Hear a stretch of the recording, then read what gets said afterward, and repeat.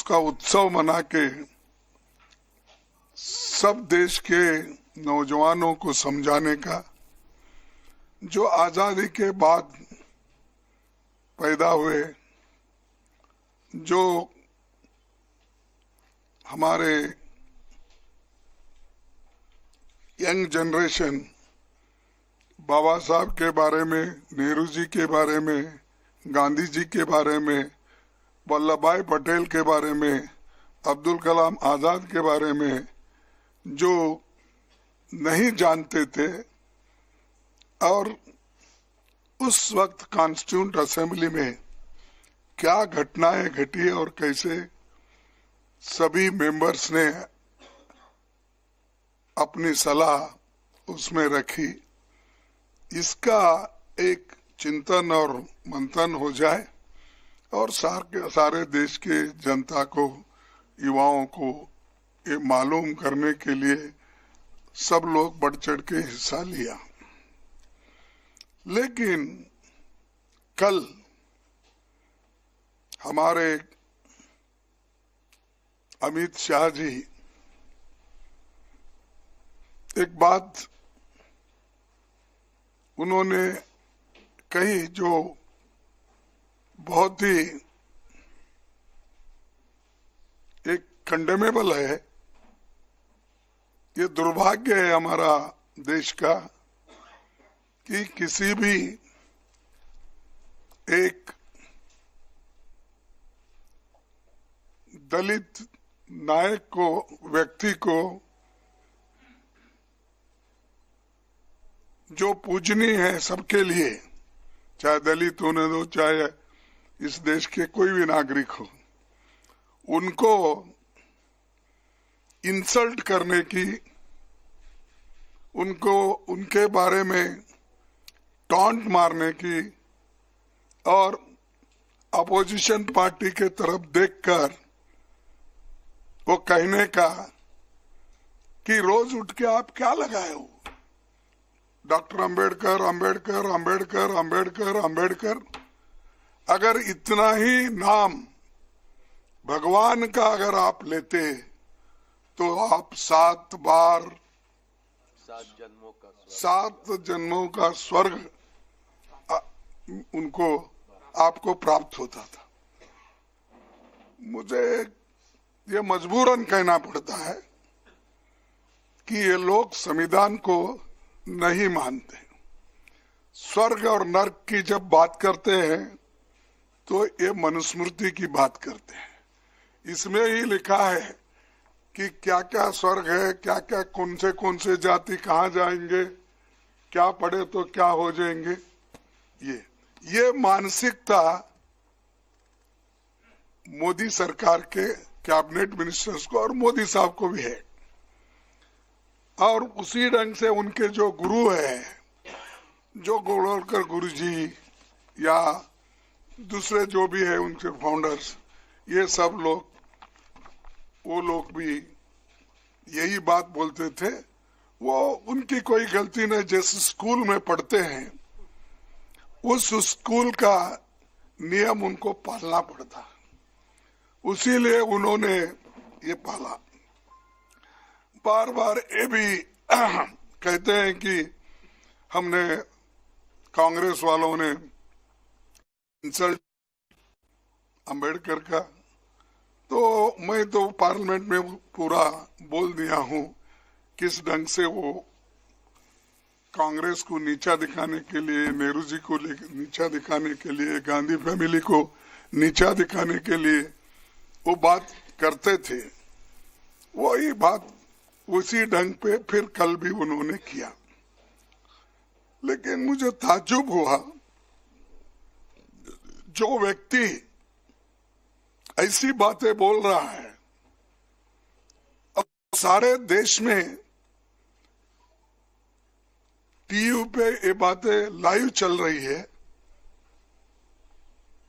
उनको प्रधानमंत्री बुला के टोकने के बजाय, अरे भाई ये ठीक नहीं है, बाबा साहब के बारे में तो हम खूब तारीफ करें, बहुत सी बातें बोले, लेकिन आपने क्यों ऐसा बोला?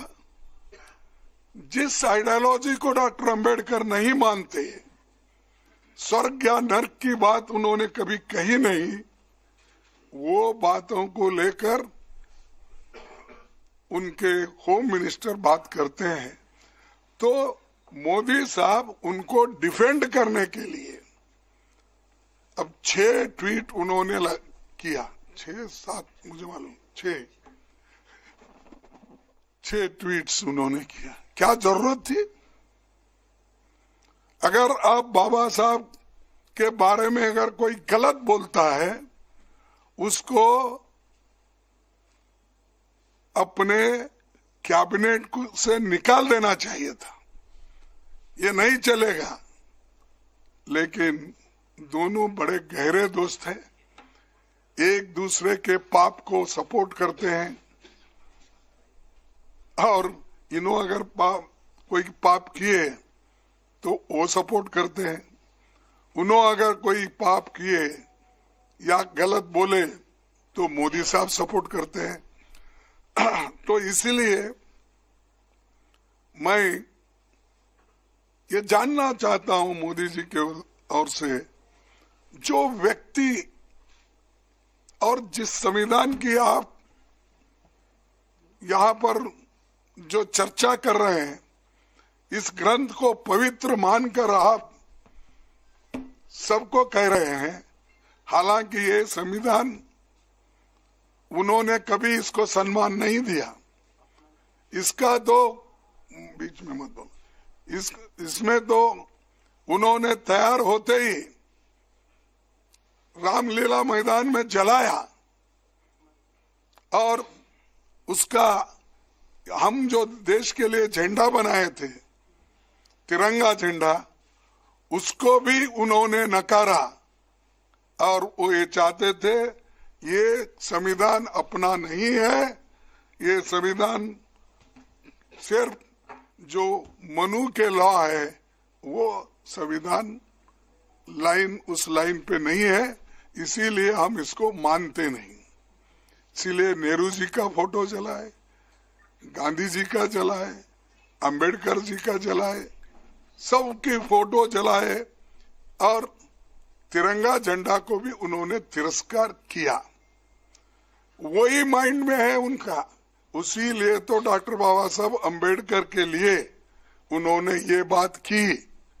अगर एक आदमी उनके लिए अगर उसके दिल में श्रद्धा होती, अगर उनके लिए स्वाभिमान अभिमान होता, तो ये बात कभी वो व्यक्ति बोलता नहीं था।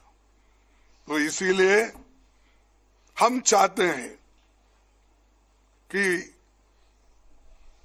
हमारे अमित शाह राजीनामा देना चाहिए, और मोदी जी को अगर थोड़ा सा भी बाबा साहब अंबेडकर के बारे में श्रद्धा है तो रात के 12 बजे के अंदर वो निकाल देना चाहिए, उनको ड्रॉप कर देना चाहिए, बर्खास्त कर देना चाहिए। तो हमारी डिमांड ये है कि जो व्यक्ति संविधान का शपथ लेके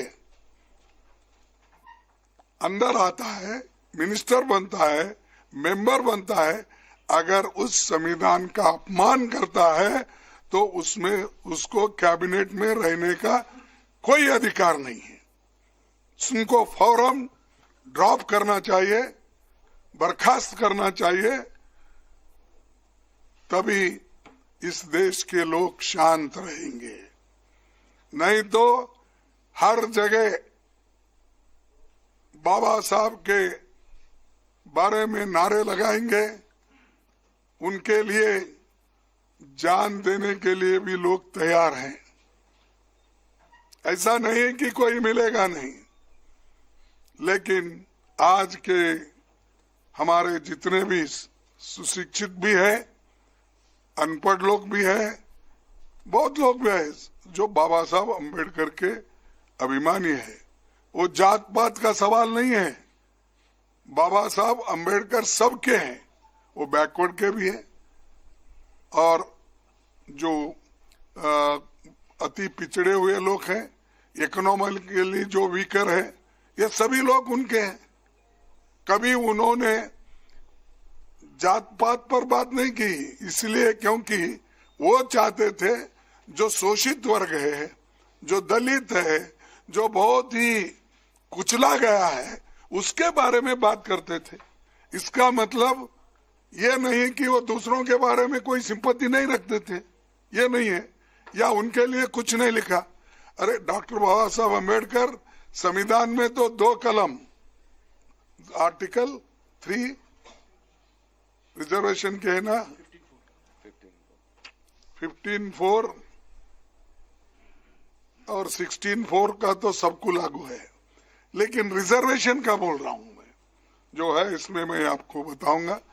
वो सिर्फ उतने कॉलम छोड़ के, आर्टिकल छोड़ के, बाकी सभी आर्टिकल्स सबके लिए है।